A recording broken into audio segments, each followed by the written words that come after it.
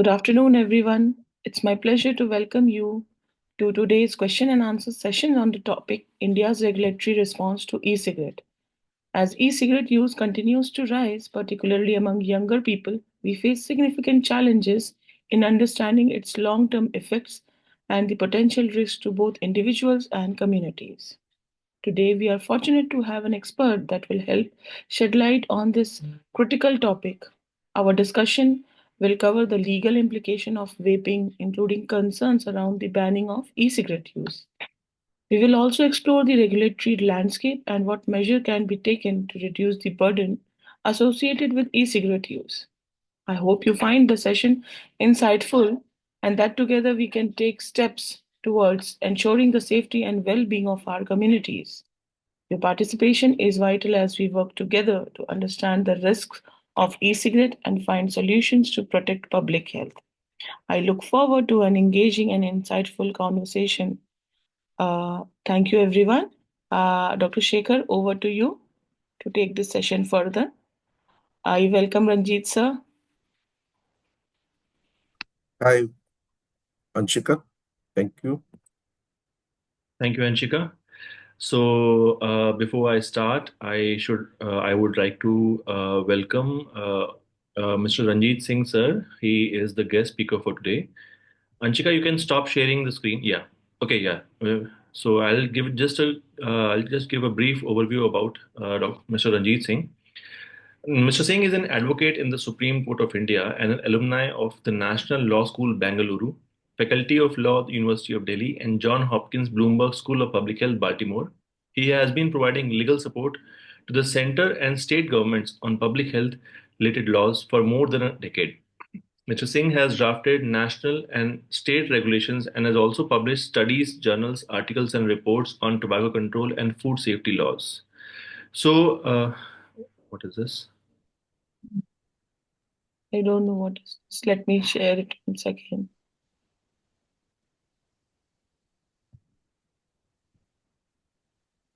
Okay. So, yeah. So, Sir has a very enriched background from the legal aspect, and we are fortunate to have him with us to speak on this very important topic regarding the legal implications of e-cigarette and the journey on how this e-cigarette ban was constituted, thought about, taken up, who all stakeholders were involved, and how it was brought forward in the Constitution of India. So let's hear from the expert himself, Sir. Sir, Thank you. Thank, thank you, thank sir. you. Thank you for coming with us. Uh, Yes. so so before I go into Q&A, let me give you a background of how this law came about because uh, uh, honestly, we were all clueless about this product when we saw first time, I think sometime in 2012 or something. We saw it outside Nirman Bhavan. It was just a normal shop was selling it. We didn't know what it was. People were just trying to know about it. And even the regulations also started coming up there. The experience of our tobacco control is, I personally believe that, and this should be very clear to everybody, that these products that you see as harm reduction or electronic cigarettes or heated tobacco products, they are basically results of your good work that you are doing on tobacco control, or you're generating awareness. And this is not the first time that an industry has come up with this kind of product. They even before in 80s, 90s, they came out with light, milds, slims. These were basically what happens when you create so much of awareness on uh, basically the health impact. Just like you have it for food right now, everybody wants low fat food or low this thing. Similarly, when they think that the awareness is of a higher standard, they would start then mixing up, trying to give you an impression, false impression, that look, there are certain products which is less harmful to you, why don't you try? Now there are two things. Firstly, obviously they have their health impact or something. Obviously they also have the addiction, because they are in the game of addiction. If the addiction is taken away, then there would not be. What they have done with these products, the recent ones, is firstly, they've taken out and retained the addictive part of it. Also, they've added mostly those flavors, and they have designed it in such a way, like a pen drive, like this thing.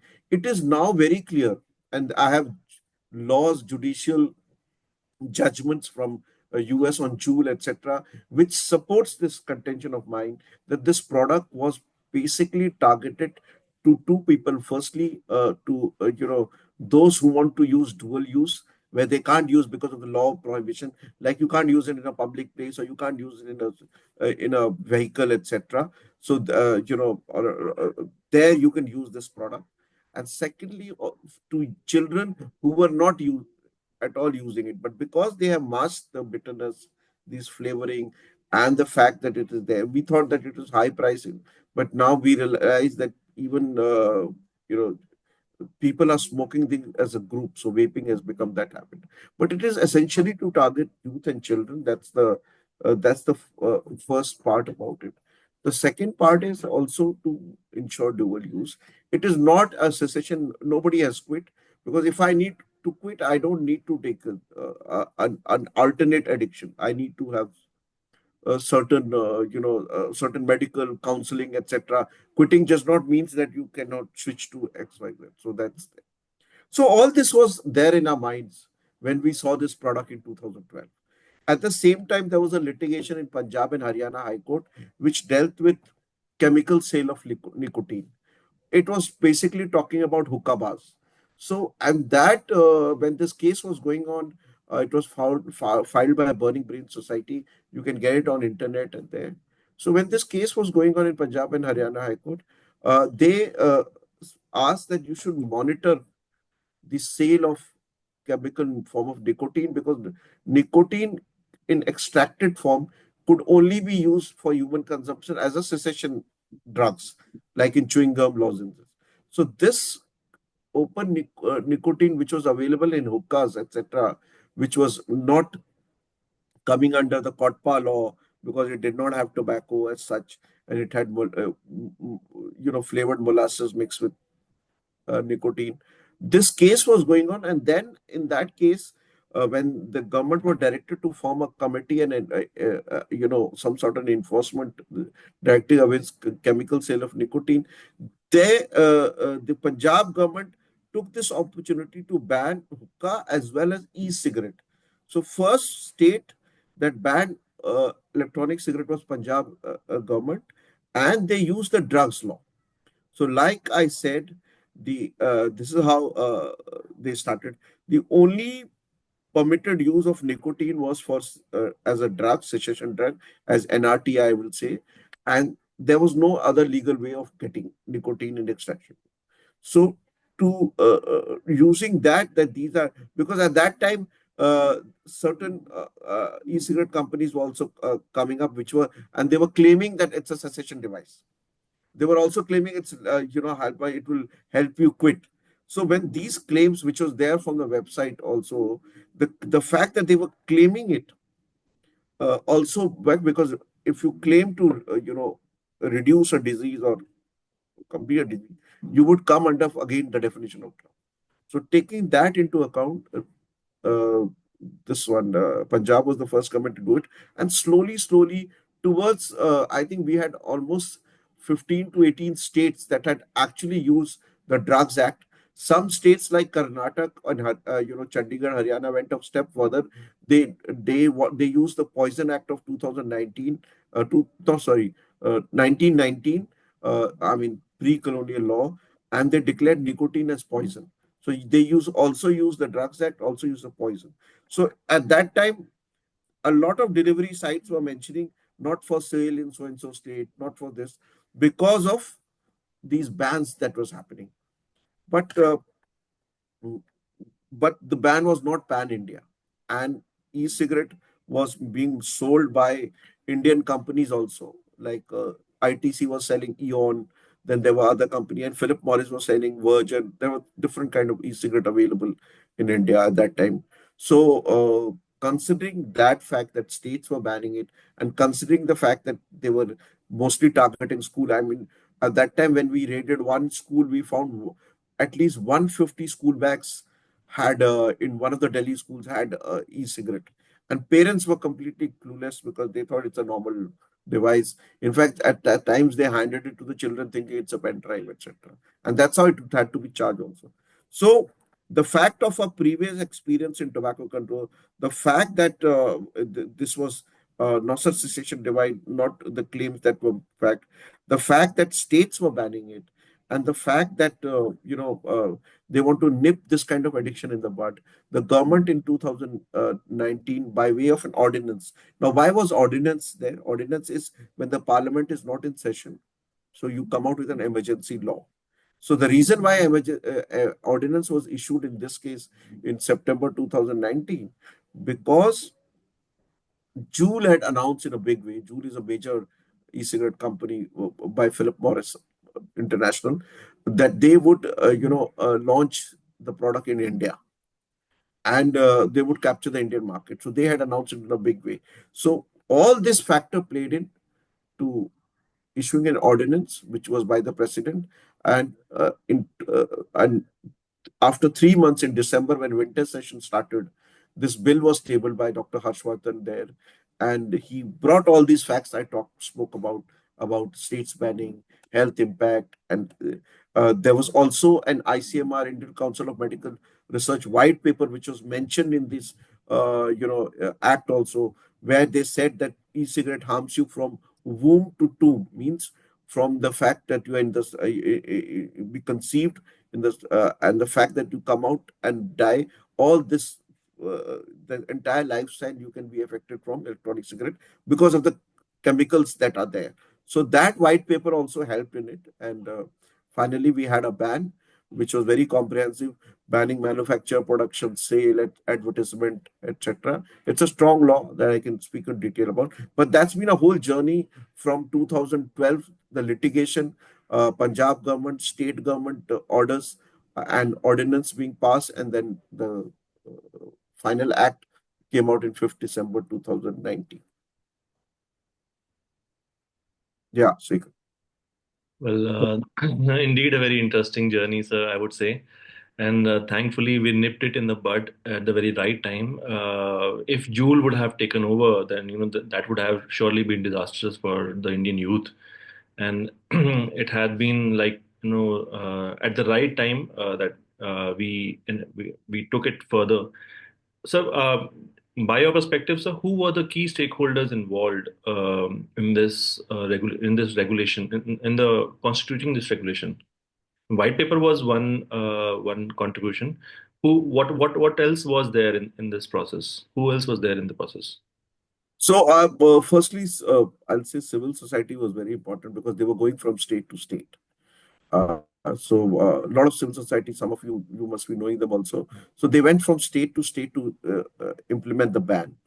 And then we had a champion MP called Dr. Harshvardhan, who first in 1996 they come with a very strong law. When he was the Delhi health minister, he came in 1996, and he's a throat neck throat whatever surgeon, so he understands this. He's an ENT expert, so he understands the gravity of the cancer, etc. So he in 1996 he came out with this law. He was when the first term he came out with this 85% health warning on tobacco packet. He's the one who then e-cigarette. He said, "I'll take it to the final conclusion." So firstly, the state, civil society, with support of state governments, were very instrumental in those orders. Second one was the Ministry of Health, with the health minister as a champion, who was pushing it, and we also had a prime minister support because he announced it in Man Ki Baat that these are new kind of products which youth should stay away from. So generally there was a positive environment from the state support to the civil society support and the health minister. Okay. Thank you, sir. So talking about the ban order, the notification itself, what is the legal implication of violation of this ban? What exactly does what fines and what penalties are imposed if a person or an organization is found to have violating the ban? So firstly, I'll say that the ban is on production, manufacture, etc., advertisement, etc. The Everything, punishment, every aspect. yeah, everything. But the penalty is of two. So there is one section 4 which deals with the ban on production, manufacture, transport, import, export, distribution, sale, and then there is a B part 2 section 4 which deals with ban on advertisement through any medium. And then there is the for with 4 you have section 7 involved, which basically tells you what penalties. So penalty is like between ranging from 1 to 5 years. First, that is imprisonment, and then there is a fine, 1 lakh rupees fine and 5 lakh rupees fine. So 1 to, sorry, 3 years, and 1 lakh rupees fine and 5 lakh rupees fine. For first offense, it is a milder punishment of 1 lakh rupees fine and 1 year in imprisonment. But for a subsequent offense, matlab, if you do it again, if you're caught again, you're convicted again, then the punishment increases. That is one part. Same with section 5, which is for storing e-cigarette. The fine is at 6 month imprisonment and fine, and which increases for subsequent offense. So a penalty for the first time, it's mild. I mean, it's like one punishment, but it has imprisonment with fine. So that's one catch. The second time when you do it, it increases for both offenses. One good, strong part about this law is that it also treats offenses as cognizable. Means that you do not require court permission. If the police feels, they can act on their own, which is a big part. So which gives a lot of strengthening to the enforcement agency, that they take in cognizance to offense. Normally, what happens is that you take judicial permission for search Yes. warrant and all, but in this case, they can act on their own. You can initially used to happen that you used to present the person in court and then the fine was imposed later on. Yeah, but no, in this case, what happens, they don't, even for search seizure, you need to take court's permission. But in this case, or you present it to the court at all. But in the case of cognizability of offense, the police itself can take cognizance of the offense, arrest the person, and this thing. So normally, what happens that I can go to a shop, seize the material, but I cannot arrest the person. I need to take court's permission. But Okay. in and if the person court convicts, then the person is. But because these are bailable offense and non cognizable. But in this case, since the offense is cognizable, the police goes and they can arrest the Literally person. the person. Yeah, Okay. so that is the good part about it. And penalty, like I said, is of two grades. First, for the first time it's offense, the penalty is slightly mild, which increases for subsequent offenses. Okay. Is there some sort of imprisonment as well? Yes, there is. So I think first time it's 1 year and it increases to 3 years. So that's there. And for storage, it's 6 months and then it increases second year to Okay. 2 year, 2 years. And are there any alternate laws for minors? Because children are also, seen to use vaping and all that. No, there is one for tobacco, but which is Section 77 of Juvenile Justice Act. Okay. So now that is a tricky question. The reason being is that nicotine is not mentioned as such in the psychotropic, or sorry, the Juvenile Justice Act. It's only psychotropic substance, alcohol, and tobacco. So for sale of tobacco, you can use 77 of JJ Act. But for nicotine, because these are nicotine based of something, you can, maybe for heated tobacco you can use. I don't think people have used it because there. So, but you can use it there. And states which have declared it as poison, Mm-hmm. they can also use. But compared to those laws, this law is slightly stronger Okay. there. So it's cognizable plus punishment is stronger than your Poison Act, etc. So I would rather say that we stick to this act because it's recent and procedure is very simple compared to other laws. It's on implementation also. So this would be a better design to go for it. So talking more about the law itself, who are the people who can enforce this law besides the police? So under the act, it's only the sub-inspector of police and above who have been authorized. Okay. So the police is the authorized person. But the power has been given, just like for COTPA also, the power has been given to the state government that they can come out with a list authorizing others. Okay. Okay. So in that situation, what you can do is that you can, states of Haryana, suppose the state of Haryana, I'll give an example. They have come out with a notification where they've authorized health inspector, they've authorized food inspector, they've authorized drugs inspector. So they have authorized officers from health, food and drug department. Similarly, J&K has also done it. Similarly, so you have that privilege to, and you have that power through a simple notification authorize more officers. But for the act, it's only the police that is authorized. But you can authorize more of. The reason I asked this question was when it comes to tobacco, even the school principal is authorized to take some action against the child, But is it the same case with e-cigarettes or not? That is what my question No, was. it is not. It is not the case. For a simple, like I said, only police is authorized, Okay. but you have the power to authorize. Even the principal, etc., were not authorized under the initially. They were authorized. The act came out in 2003. Uh, they were authorized in 2008 when the amendments, when rules came out. Okay. So you can take out rules and authorize more officers. Like I said, state can do it. Okay, okay. So in case of tobacco, the authorization is more diversified, but since e-cigarettes have been provided a blanket ban, so the authorization maybe it's the state's pursuance maybe. Yeah, I mean, both, in this case, in tobacco case, central government authorized officers. State also did separately, they authorized head constable and all. But in e-cigarette, center has not authorized. They should have, I mean, they can, they have the power. But states have taken initiative and authorized additional officers. But I would rather focus on the fact that you can authorize first, go ahead, but there should be more instances of implementation of this because it the compliance is a major issue in this, despite the ban. Okay, okay. Okay, thank you, sir, for this response. Yes, we have our participants are also writing some queries in the chat box as well. I'll read out one for you. How do Indian regulations compare to those to other developed countries like US or UK when it comes to e-cigarettes?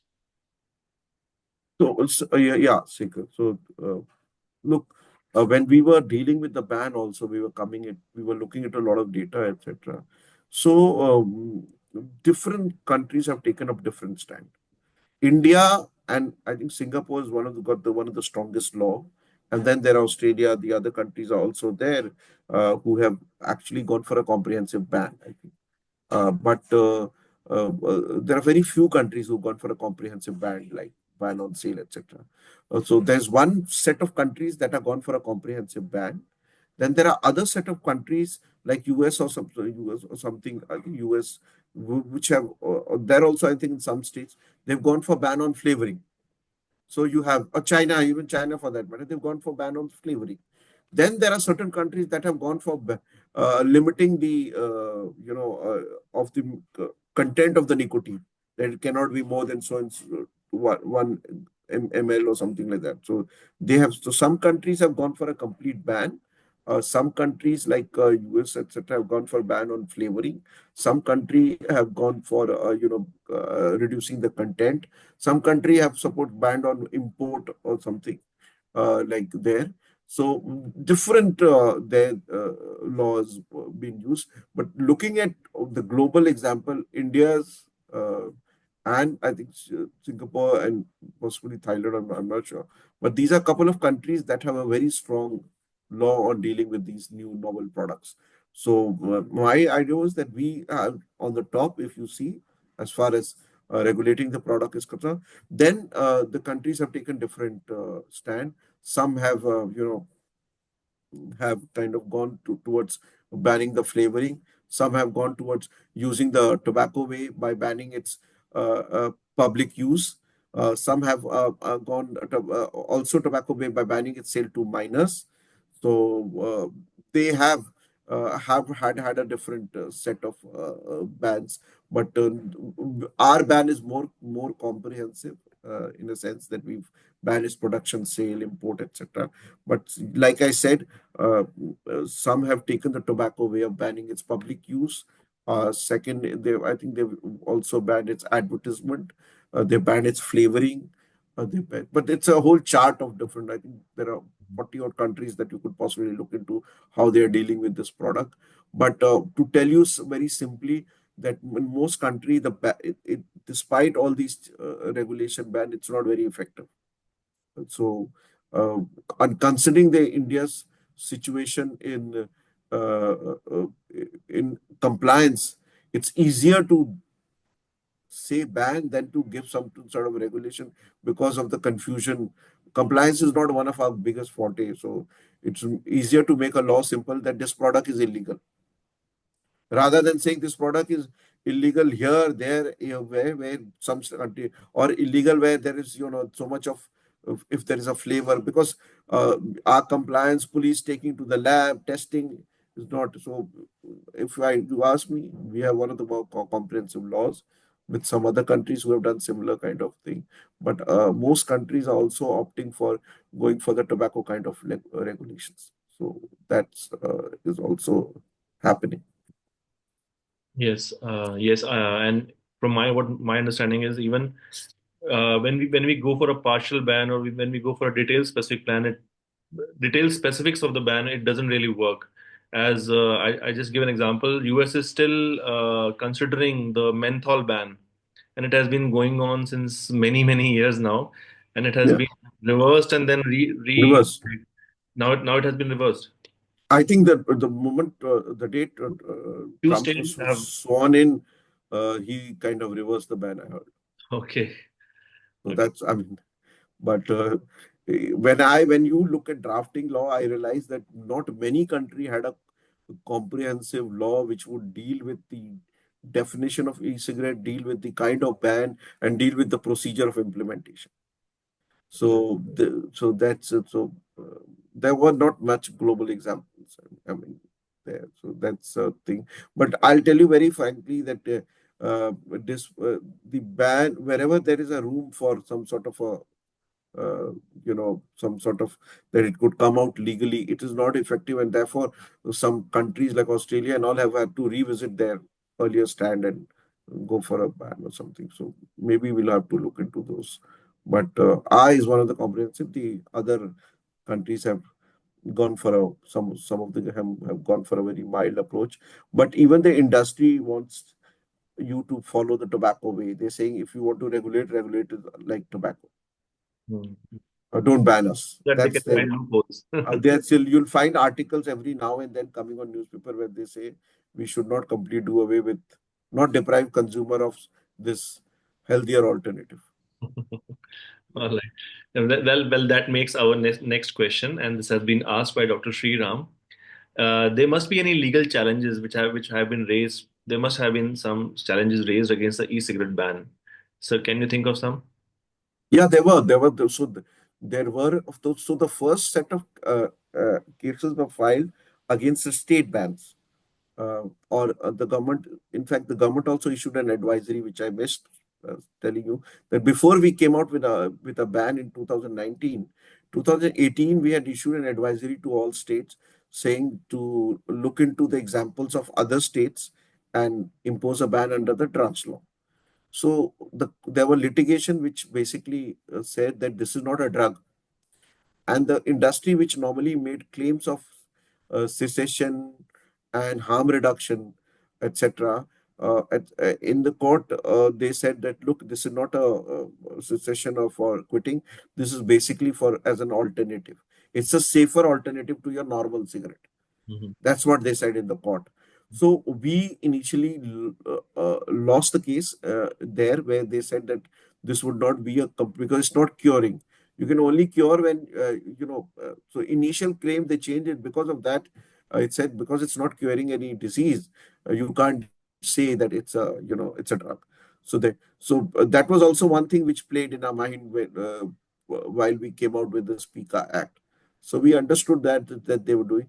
Then when the peak ordinance came out for a complete ban, then again two major cases were filed in Calcutta High Court. So one set was in Delhi High Court, which we lost for drugs. The other was in Calcutta High Court, which was filed against by two. One was by Plume, and the other was by Woke. These are two brands. One filed against e-cigarette, the other filed against heated tobacco product, saying that this thing, the litigation went on, but they did not succeed, and they lost the case.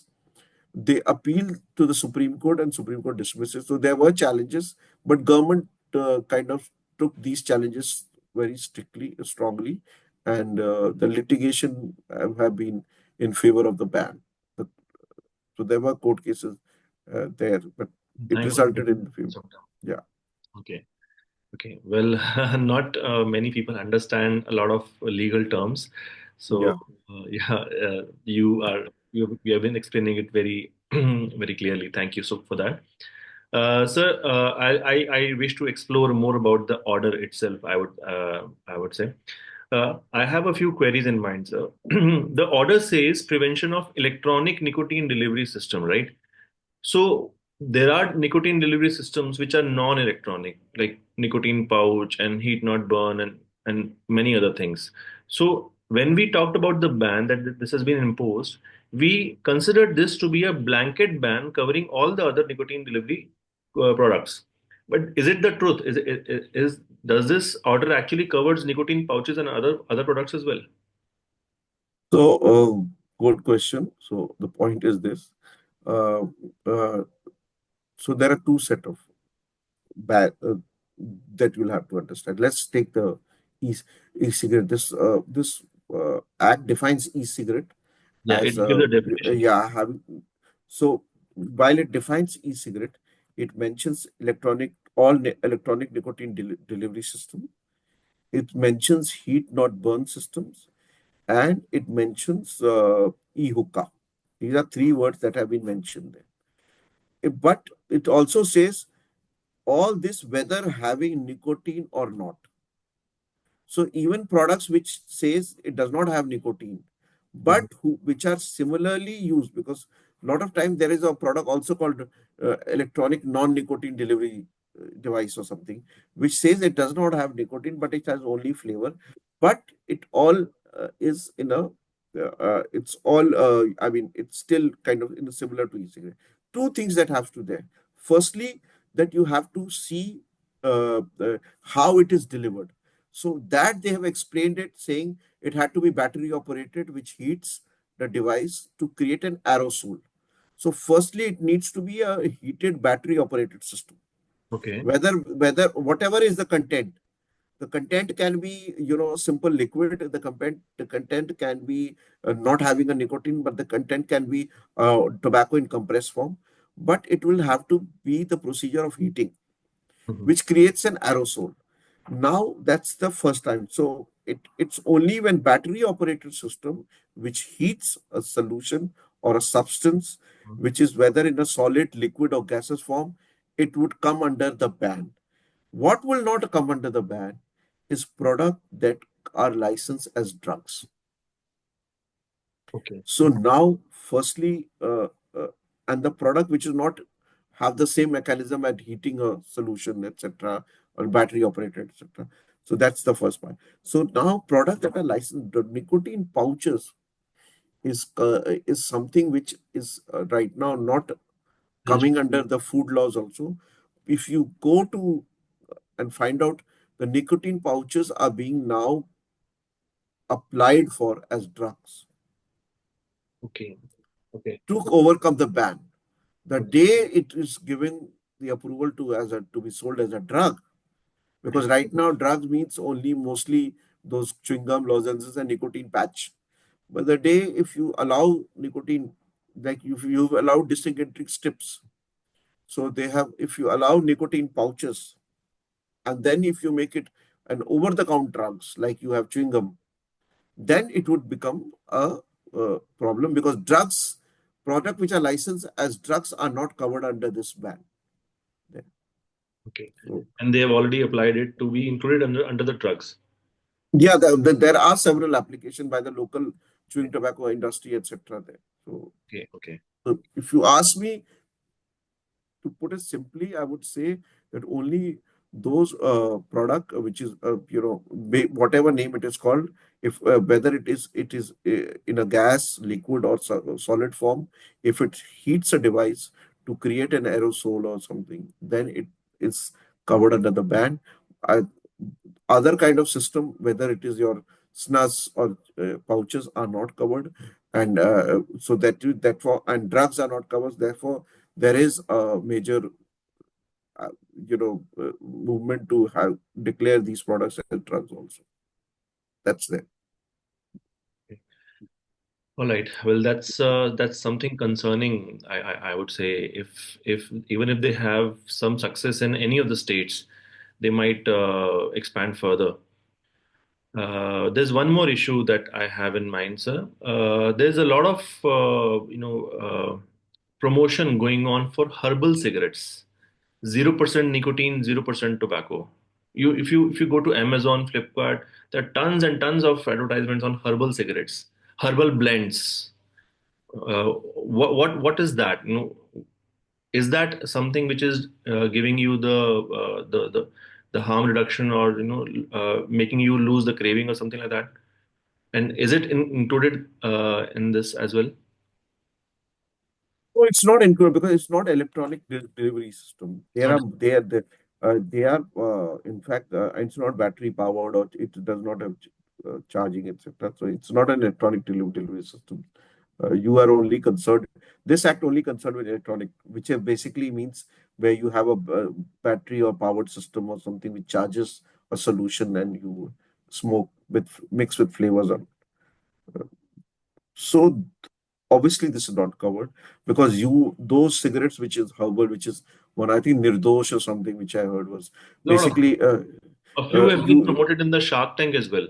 yeah, so you light it out, you have to light it and you have to smoke it. They claim that it has it has it does not have nicotine. It has basically your herbal ashwagandha or something like that, or it has some herbal stuff. But the point is that why would somebody go in for this if it is there? The whole idea of smoking is to get, if I'm a smoker, I need to quit. I cannot I can quit in two way. Either I have a cold turkey, I can simply say I won't smoke. But then I will have those withdrawal symptoms and also. So what do I do? I am given in a very monitored way a certain amount of nicotine through these chewing gums, etc. And my dose, it has to be a restricted dose, which comes on reducing from time, and finally I give it up. That's one way of doing it. On counseling, obviously, these are certain ways of making you quit. So the whole idea which the people have found mostly, that most of these herbal cigarettes, so-called non-harmful, have found to be having nicotine. Unfortunately, our laws on, you know, uh, dealing with this is not very strong. So, in case based on the claims, etc., the drugs authority can act against these products. If they test it and found nicotine, which they have found in most cases, there can be action against that. But I would say that they are not the best association, this thing. I don't even think we should consider anything. I mean, why should I have it and that too in a cigarette shape and all? I mean, I can just have a chewing gum if I need to kind of feel like quitting or something there, or I can simply ignore it. But most tests that we have done, we found nicotine in it. Yeah, Okay. I mean, they must be having. I don't know what else is there in that. They don't declare it. What you're smoking, you're taking smoke in your lungs. What is it have? Even if it doesn't have nicotine, what you're taking is also very Obviously, something there. something burnt. Uh, yeah, I mean, Something so burnt. that those are other consideration that we can look into. A few days back, I was invited by an organization to speak on tobacco cessation, and I was informed that this event has been sponsored by tobacco cessation, a herbal tobacco cessation product company, which has also been appeared on Shark Tank. So as I completely refused, and this is something fishy, and I don't think you should also take it up. And yes, obviously, a lot of things that they say are false, and whatever they have included in their products, we can never find out because of the herbal tag. Yeah, I mean that's a major this thing challenge, and we don't honestly have a very clear law right now on dealing with this herbal cigarette. The only way we've been dealing is through our drugs laws. So, but yeah, I mean, I mean, I've seen it in being sold at the airports also. The herbal ones, yeah. Yeah, the pharmacy. There. Yes, there are herbal cigars also. There are herbal BDs also. I have seen them. Yeah, I think they're all the content is mostly we found nicotine, and also the whole idea of promoting is to promote even tobacco use in general. So yeah, but it's something we can still look into policy wise as to what should we have there. But there are existing laws that we could look into to deal with this product. Okay. So one more question from my end, then I'll switch to the chat box. Uh, we are a group of participants here from diverse backgrounds, like public health professionals, practicing doctors, paramedical people. A lot of faculty members, researchers. A lot of people are here. So, as a community of tobacco control researchers, what can we do to control this or help the control of e-cigarettes? Since there already is a ban in place, it has been implemented, though not very effective in implementation. But as a team of tobacco control researchers, what can we do? What do you recommend, sir? So I would personally request you that you should continuously. So we had a committee on electronic cigarette with Ministry of Health also, and which was basically. So I would constantly look that you should constantly keep on uh, researching on the product's content and the manner of use, and generally conduct a survey also on, if you can, on how the youth perceive it, etc. But on the content part itself, because that study and keep on, because even in the last 10 years we've found that a lot of new evidence has come out on their false claim of being harm reduction, or the fact that it is not meant for children.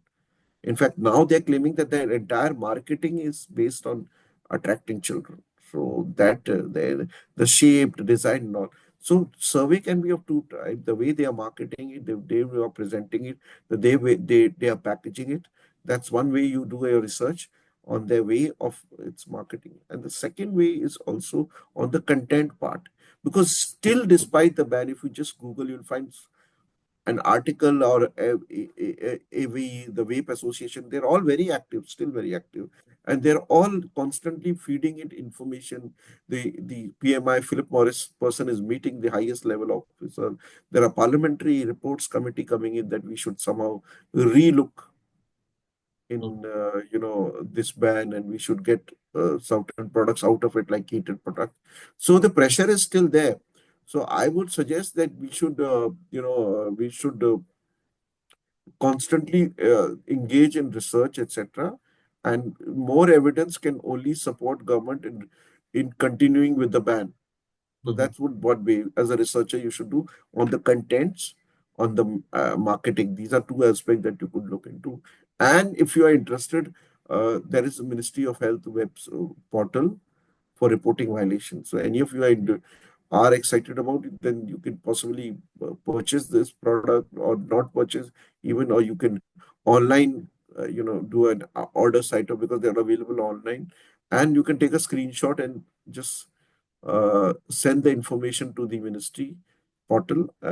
You have to create an ID. Once you make your complaints, then they will give you a number which you can track those complaints. And then the ministries has an expert committee which sits and looks into these violations. And if they're credible violation, because you may just click a image of a website which is closed. So if they're credible violation, then they have acted. They've closed several websites. This committee has Ministry of Information Broadcasting, Ministry of Information and Technology. All these are part of this committee. So I would suggest that apart from your research, which should be your main focus, research in content, research on marketing, the second part you should also look into is if you can make complaints on the websites. So can you please share the link later on? I'll share it with the participants of this course. and maybe we can all see our localities, our communities. If we find someone who is violating this ban, we can probably let the authorities know through this website. So that is what we can do. And also, as sir rightly said, we need to uphold a survey as well on what exactly is the scenario going on in our nearby communities.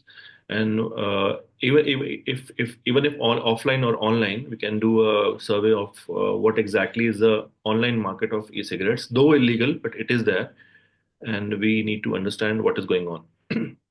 Yes, this is something very concerning. Even after a blanket ban and a comprehensively saying no to e-cigarettes, they are still available. They are still accessible by the youth, and the push and pull is still going on with the. So, so I just to add here, because just not to discourage you people. The point is this: we are not the only country which is the same thing is happening. Other countries where the ban has happened, the market is being flooded with cheap products. The reason being why they're flooding the market is they'll have to show the ban is not effective. Please go Google, see. Their full idea is firstly do all this thing. A lot of products being seen, and they are mostly coming out from one province from China. So China has banned flavoring, but they are the biggest manufacturer of this product, which is being then coming to India. We worked with custom department, we work with GST department, and we're looking into these products and we're seizing it. But the whole idea is that that's their uh, uh, idea. They want to continue, and they're not even claiming it if you seize the product.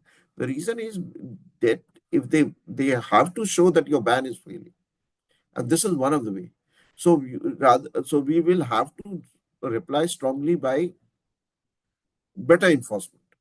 So that's the answer. But this is the similar tactics they are following in other countries also. Mhm. To say to show the ban is failing. You just Google it, you will find 10 articles by prominent newspapers saying the ban is not effective, and people want to.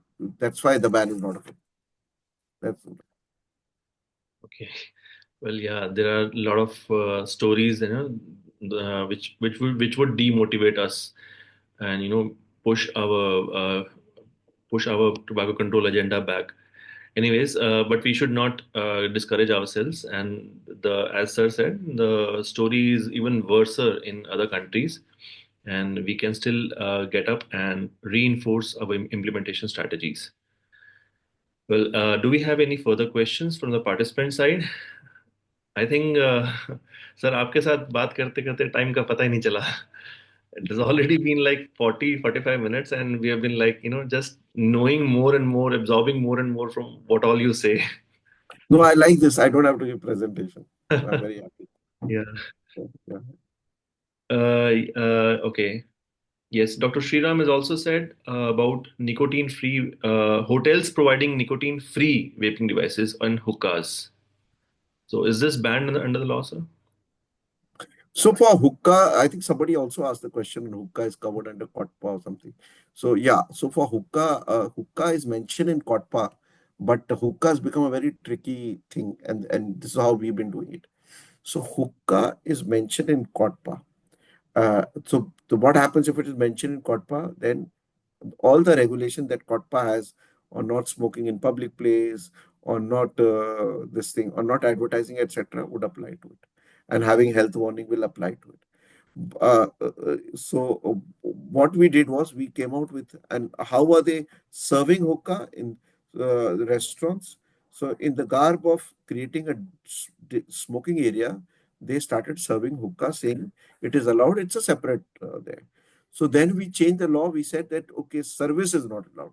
So just like if I'm in the airport and I take my own cigarette and smoke inside, you will also have to bring your hookah from outside and smoke there.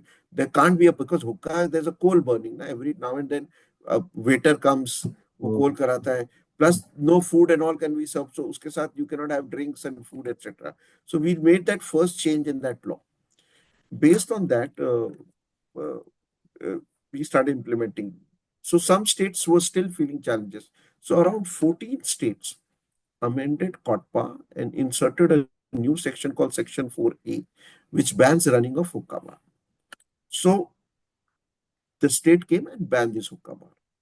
Then the problem started that when they banned this hookah bar, they said, but we are not, our hookah does not have tobacco. It is tobacco free. Your act applies to tobacco only. This has nicotine, or this does not even have nicotine. So Yeah. what we, They so were. what we, so we had state like Punjab who started again using the Drugs Act, saying nicotine can only be sold to human for drugs, etc.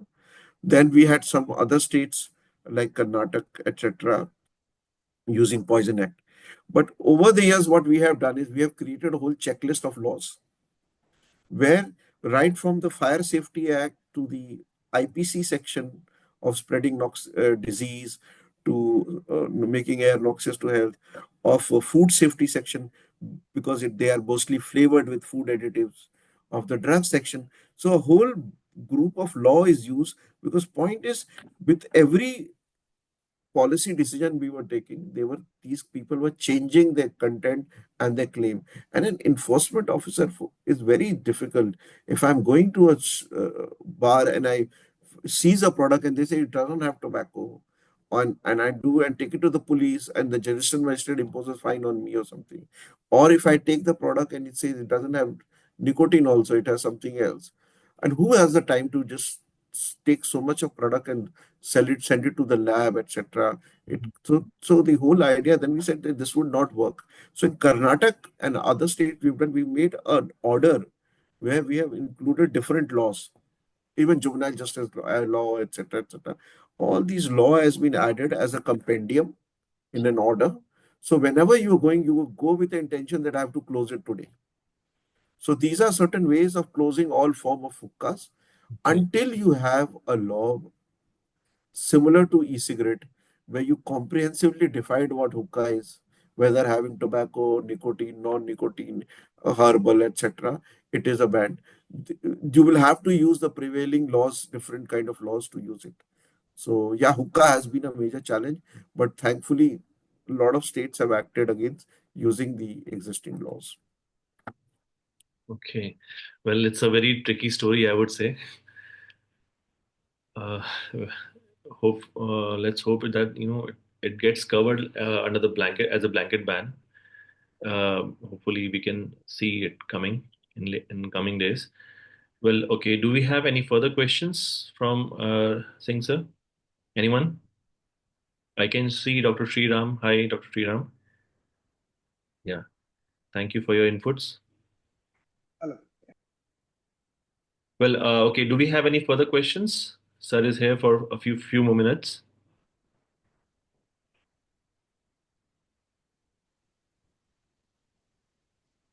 All right. I think this closes it up. And I would, on behalf of the participants and my team, I would like to say a big thanks to you, Ranjit sir. This is something that most people don't really understand the legalities of orders, and we know that COTPA is there, we know that PCAT Act is here, but how is it applied? How what is covered, what is not covered? We don't really understand it at the ground level.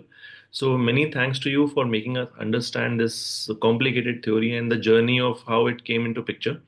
And hopefully we are going to have a much more clarity on what can be our contribution towards implementing this ban. And surely we'll be happy to conduct an online and or an offline survey concerning if there are any websites, and rather we should just go and conduct a Google search, an extensive Google search on are there any website, if there are any websites on if they are illegally selling e-cigarettes or any of the components of e-cigarettes. There are some further concerns about the nicotine pouch category or the granules category or the herbal cigarettes category, and this is obviously industry keeps on innovating, keeps on finding new ways on selling their products to and keeping us hooked. So yes, we can be hopeful to see them controlled as well in the near future. And many thanks to you for giving us so much clarity on about this order and about this ban. Thank you so much, sir. Thank you for your time. And this was really a very informative session for all of us. Thank you so much. Thank you, Shekhar. Thank you, Anshika. Thank Thank you. you, Shekhar. Thank you. All right. So we are done with the fourth session. I think this was the fourth session, right? Yeah, this was the fourth session, and we're going to have two more sessions under this course, and discussions like this will continue, and we're going to have experts from all fields who will be like enlightening us on various topics. So stay tuned, and we'll connect again in next week. Yes, regarding I had this message in the morning as well. As I told you all in the last week itself, we are in the process of getting our YouTube channel up, and we'll be uploading all the recordings over there on in the YouTube channel. And as soon as it is done, we'll be floating it under the social media. Meanwhile, I request all of you to please follow the Chip Foundation page on LinkedIn, and stay tuned at the Chip Foundation website as well. So you can get updates from our end at Chip Foundation. So that is there, and when we will upload this videos, we're gonna inform you. All right, so it's pretty much enough time for a discussion today, and today was something very informative and very new to us, all of us mostly. Thank you so much for being with us, and we'll meet again next week, next Wednesday afternoon, Wednesday afternoon, 3 o'clock. All right. Thank you, everyone. Have a good evening. Bye bye.